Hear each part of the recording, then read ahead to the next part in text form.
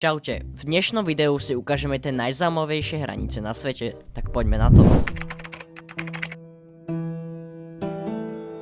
Ktorý kúsok zeme zmenil v priebehu svojej histórie najčastejšie majiteľa? Jedným z kandidátov by mohol byť Istanbul, známy aj ako Konštantinopol alebo Byzantium, ktorý bol v rôznych obdobiach pod kontrolou Grékov, Rímanov, Byzantskej ríše a Osmanskej ríše. Ale Istanbul vypledne v porovnaní s malým ostrovom v rieke Bidasoa medzi severným Španielskom a južným Francúzskom. Tento malý ostrov o veľkosti zlomku štvorcového kilometra prešiel medzi dvoma krajinami viac ako 700 krát od roku 1659. Našťastie to nebolo výsledkom najdlhšieho boja v dejinách sveta, ale dohoda medzi dvoma štátmi o spoločnej správe, pričom vlastníctvo sa mení každých 6 mesiacov.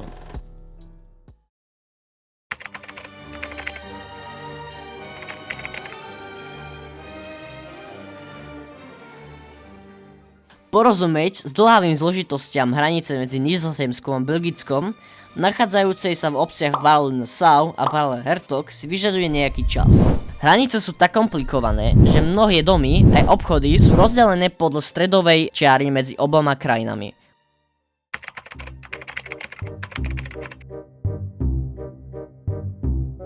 V týchto troch európskych krajinách sa nachádza trojuholníkový piknikový stôl v trojbode medzi medzinárodnými hranicami Rakúska, Slovenska a Maďarska. Navyše si môžete na tomto trojuholníkovom piknikovom stole dať aj obed. Stačí sa len presunúť z miesta, kde sedíte, a cestovať. Ostrovy Dioméde.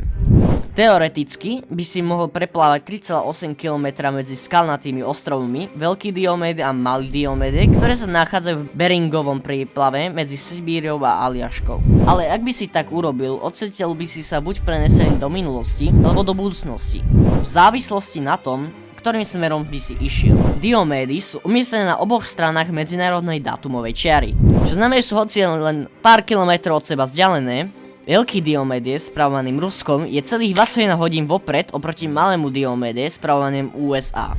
Napríklad, keď je na Veľkom Diomédovi pondelok o 12:00, je na Malom Diomédovi nedeľa o 15:00.